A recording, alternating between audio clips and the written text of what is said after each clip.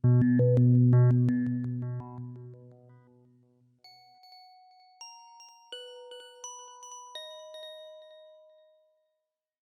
izgorelosti se pojavljajo povsod, tudi v drugih državah. Po podatkih Gallupa, torej tega ameriškega velikega raziskovalnega podjetja, se je z občutkom pregorelosti, občasno srečalo že 48% vseh zaposlenih. Z občutkom izgorelosti na neki bolj trajni osnovi se je srečalo 24%, torej skoraj četrtina vseh zaposlenih. Če to malo seštejemo, vidimo, da dobimo podatek, da je skoraj 8 zaposlenih od 10 se že kadarkoli v življenju vsaj enkrat srečalo z občutkom izgorelosti. In mislim, da je procent zelo visok, da se z njim premalo ukvarjamo in tudi organizacije bi morale večjo skrb temu nameniti. Kako vpliva na organizacije? Seveda zmanjšuje produktivnost, ljudje se bojijo, so nezadovoljni na svojem delovnem mestu, dostikrat ne vidijo izhoda, to se direktno pozna na njihovi delovni učinkovitosti. Bojijo se iti v službo, imajo občutek, da je vse to skupaj napor, in takrat seveda tudi potem produktivnost trpi.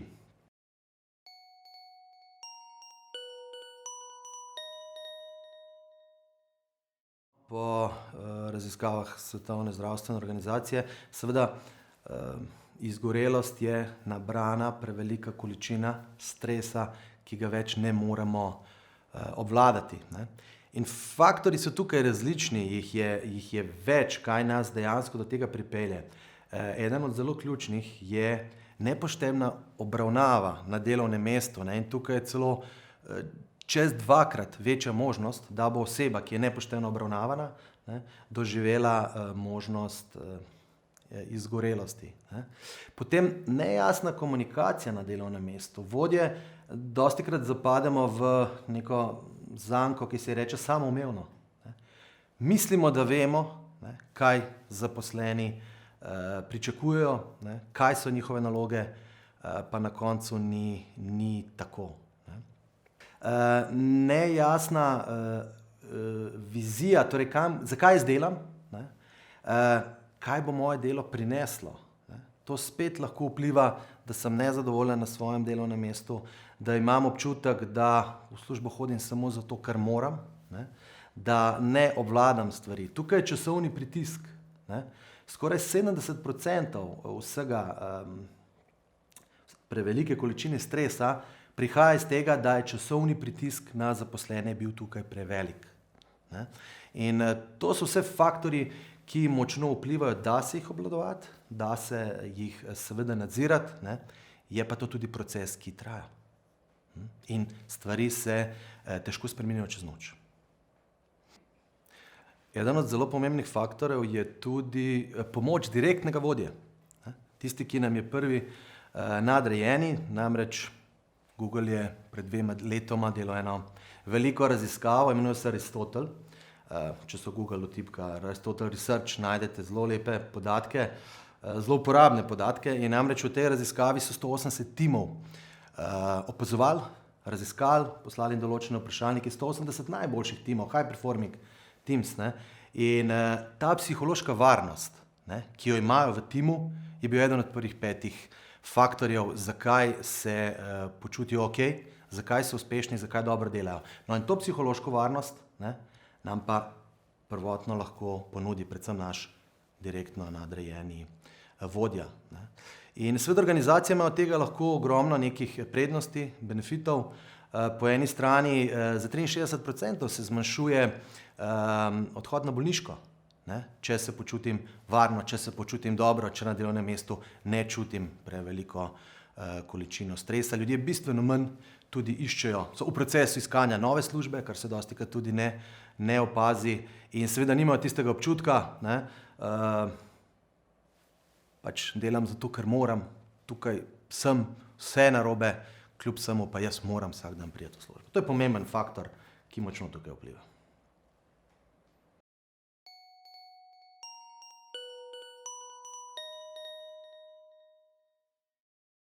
Imamo tri možne nivoje.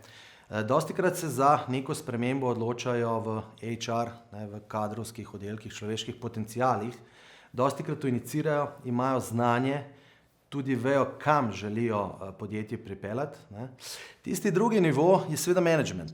Ali je to uprava ali nivo nekih izvršnih direktorjev. Tudi slednji dostikrat so tisti, ki to inicirajo, ki imajo vpliv na to, ki tudi vejo, kam želijo priti. Po drugi strani pa to se potem dokaj neuspešno prenese na vse nivoje po samem podjetju.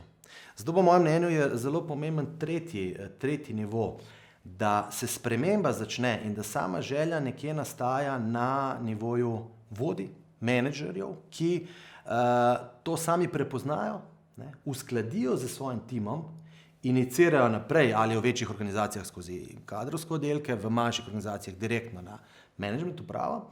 In takrat seveda prihaja do tega, da se ljudje že v štartu so vključeni, tega se zavedamo in bistveno lažje se potem lotimo tega procesa. Torej odpor ljudi je takrat bistveno manjši.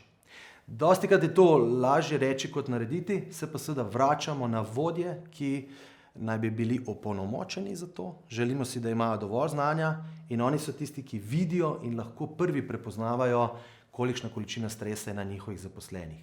Praviloma se lotimo reševanja te težave, kadar je pozno ali prepozno, kadar prepoznamo že neke simptome, takrat je praviloma prepozno. Ker stvari se da lajšati že vnaprej.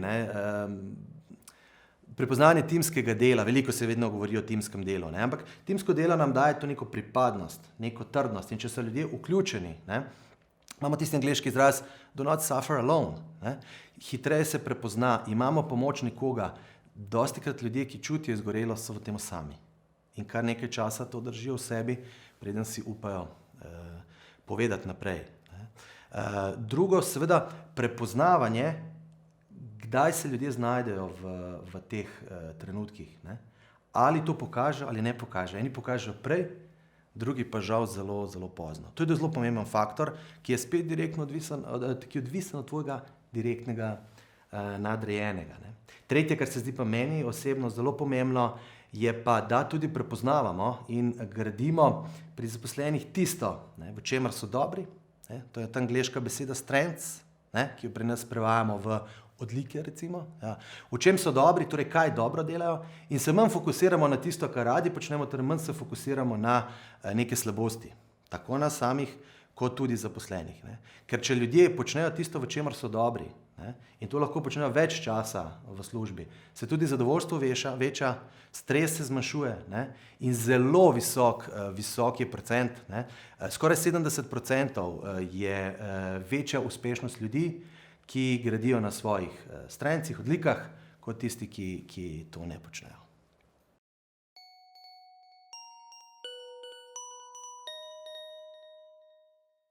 Da. Seveda, večja kot je organizacija, lahko pride do večjega odpora, prav zaradi tega prenosa informacij po nivojih, od managementa do niže. In to drži. Dostikrat, kot prvo, ljudje se radi spreminjamo, se pa zelo bojimo spremembe. In dostikrat, ko pride do trenutka, da se je potrebno spremeniti, se lahko zablokira. Zelo pomembno je, da so direktni nadrejeni tisti, ki so usposobljeni za delo z ljudmi. Da se tudi fokusirajo na svoje ljudi, da to prepoznavajo, da ni mogoče samo fokus direktnih vodij direktno na dobiček in produktivnost. Namreč po mojem mnenju uspešen vodja danes je uspešen tudi takrat, ko razvija svoj tim, ko razvija svoje podrejene in na ta način se lahko ogromno teh informacij kot nek lijak spusti in pravilno pripelje do nižjih nivojev in takrat je odpor do spremembe bistveno manjši, kakor če je velika nejasnost, zakaj se to dela, kaj spet hočejo nas spreminjati. Takrat je odpor velik. Tako da obstaja veliko orodij, da se to reševati, je pa potrebno, da se celotna organizacija tega loti. Ni dovolj, da se tega loti samo kadrovski HR oddelek. takrat je to premalo. In zelo pomembno je, da ima podporo vrha organizacije v tem delu.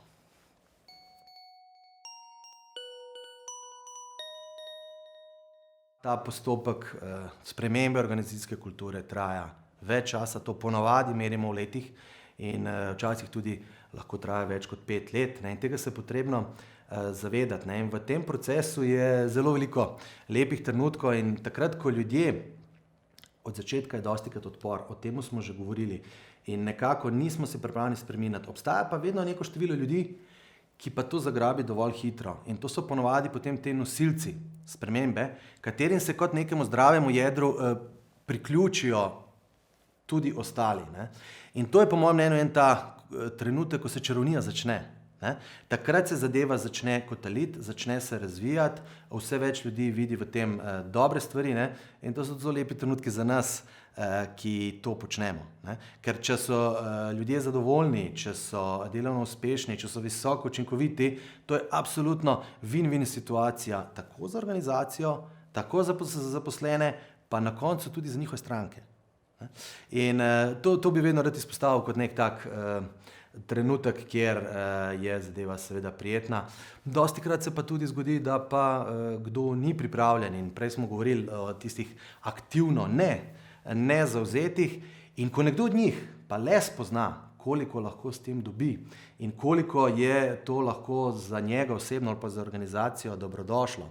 In ko se en takih premakne, ki je v začetku mogoče kazal odpor, ne, takrat je pa velika sreča in veselje in to so trenutki, zakaj tudi dostikrat to počnemo, kar počnemo.